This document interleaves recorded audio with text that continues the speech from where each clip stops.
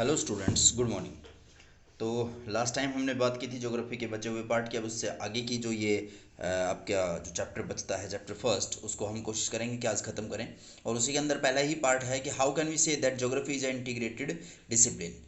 ठीक है, हम ये कैसे कह सकते हैं कि ज्योग्राफी एक इंटीग्रेटेड डिसिप्लिन सब्जेक्ट के रूप में है। तो उसका आंसर है it is the discipline of synthesis. It is include spatial and temporal synthesis. मतलब कि आप इसमें स्पेशल यानी according to space, according to earth, और उसके अलावा आप इसमें टेम्पोरल अकॉर्डिंग टू टाइम की बात करते हो। It approach is holistic in nature. It recognise the fact that world is a system of independence. दुनिया जो है वो एक इंडिपेंडेंट सिस्टम है। The present world is global village. The efficient transport and communication help the world to become unified village.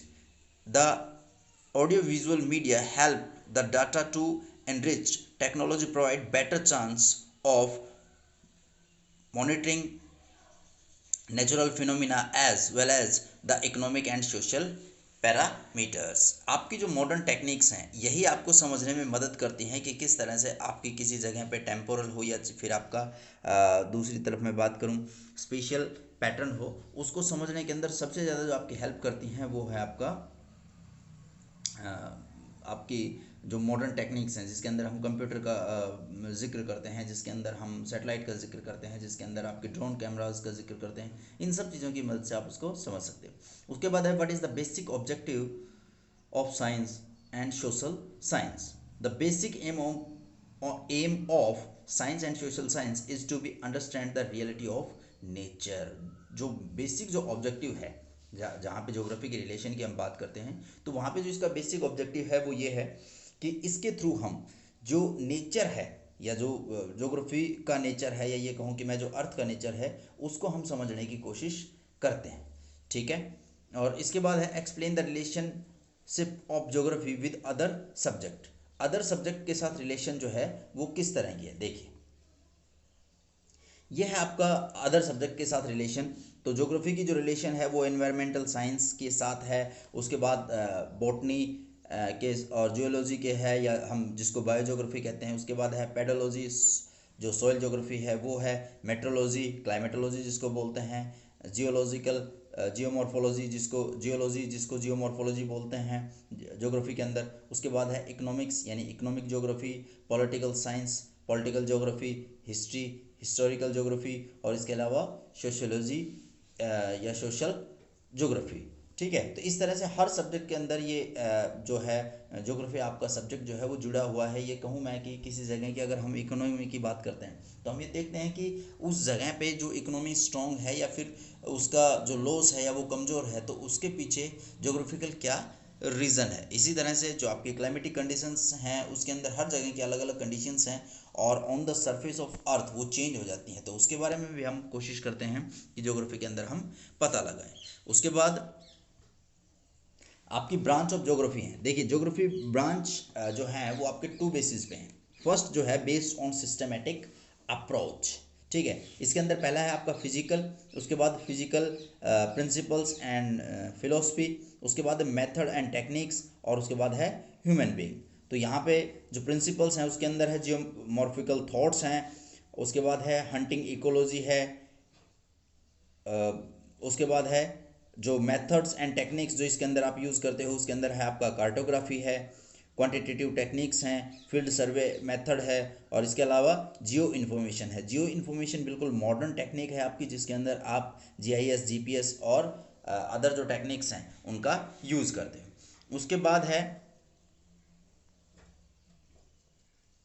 उसी का जो part है ये है आपका, जैसे क्लाइमेटोलॉजी है, हाइड्रोलॉजी है, जियोमॉर्फोलॉजी है, और बायोज्योग्राफी के जो अदर पार्ट्स हैं उसके अंदर अगर आप देखो इकोलॉजी है, प्लांट ज्योग्राफी है, एनवायरमेंटल ज्योग्राफी है, जू जियोग्राफी है, और सॉइल ज्योग्राफी है। उसके बाद अगर दूसरी तरफ आप देखो तो आपके पास सोशल कल्चरल है, जो ह्यूमन बीइंग के पार्ट है या ह्यूमन ज्योग्राफी के पार्ट है। पॉपुलेशन एंड सेटलमेंट है, इकोनॉमिक ज्योग्राफी है, हिस्टोरिकल है, पॉलिटिकल है, रूरल अर्बन है, एग्रीकल्चर ज्योग्राफी है, टूरिज्म ज्योग्राफी है, इंफ्रास्ट्रक्चर है, इंडस्ट्रियल है, ट्रेड एंड ट्रांसपोर्ट है, और सर्विसेज जो ज्योग्राफी है। देखिए ये सारी चीज़ें हम ज्योग्राफी के रेस्पेक्ट में इसलिए पढ़ रहे हैं क्योंकि इनके ऊपर सब के ऊपर ज्योग्राफी का असर पड़ता है। फॉर एग्जांपल मैं आपके पास एक एग्जांपल के तौर पे अगर बताऊं, तो अगर आप इंडस्ट्रीज़ की बात करो तो जहाँ पे मिनरल्स मिलेंगे 99% चांस होते हैं कि वहीं पे आपकी इंडस्ट्रीज़ हों। वेल ट्रांसपोर्ट की अगर मैं बात करूं तो ट्रांसपोर्ट हर जगह पे एक जैसा नहीं है। आप देखिए, आप हिमाचल के अंदर, उत्तराखंड के अंदर, जम्मू कश्मीर के अंदर, इस रीजन में देखोगे तो ट्रांसपोर्टेशन उस तरह से बहुत बेहतरीन तरीके से डेवलप नहीं है जिस तरह से आपका प्लेन रीजन के अंदर डेवलप है। उसके बाद हम बात करते हैं geography based on regional approach. Regional मतलब एक पर्टिकुलर आप रीजन की बात करते हो, ठीक है। इसके अंदर है रीजनल स्टडीज, एरिया स्टडीज, मतलब मैक्रो रीजन, मेसो रीजन और माइक्रो रीजन स्टडीज। ये रीजन के एरिया वाइज है। माइक्रो छोटा, मैसो से बड़ा, और मैक्रो बहुत बड़ा रीजन है, ठीक है। और रीजन जो होता है वो फिजिकल फीचर्स की इक्वलिटी पे डिपेंड करता है, ठीक है। फॉर एग्जांपल सारा हिली जो रीजन है तो मोस्टली होता है कि उसके अंदर सारे आपके हिल्स हों। उसके बाद है रीजनल डेवलपमेंट, ठीक है। एक पर्टिकुलर रीजन के बारे में उसके डेवलपमेंट की बात की जाती है क्योंकि वो एक पर्टिकुलर रीजन जो अदर रीजन्स है जब उसके साथ कंपैरिजन किया जाता है तो कहीं ना कहीं वो उनसे पीछे होता है। उसके बाद है रीजनल एनालिसिस और रीजनल प्लानिंग। रीजनल प्लानिंग के भी यहाँ पे दो पार्ट हैं। एक है आपका कंट्री रूरल प्लानिंग, ठीक है, और उसके बाद है टाउन और अर्बन प्लानिंग। इसको और भी अगर आप बात करो तो रीजनल जो प्लानिंग है उसके अंदर आपकी सेक्टोरल प्लानिंग भी है और रीजनल प्लानिंग भी है, और इसके अलावा आपकी क्या कहते हैं इसको, टाउन प्लानिंग है, कंट्री प्लानिंग है या रूरल प्लानिंग है, जो स्मॉल एरियाज़ की बात करते हैं वो भी। उसके बाद सॉरी, ये इसकी जो पार्ट्स हैं ये लास्ट में आपकी ज्योग्राफी की जो अप्रोच है, ये दो अप्रोच है, और इसी के साथ आपका ये चैप्टर जो है फर्स्ट चैप्टर ख़त्म होता है।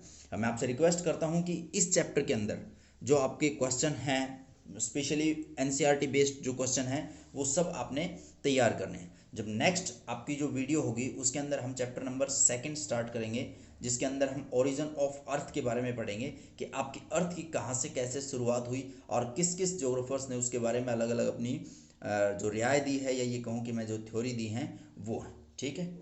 Thank you.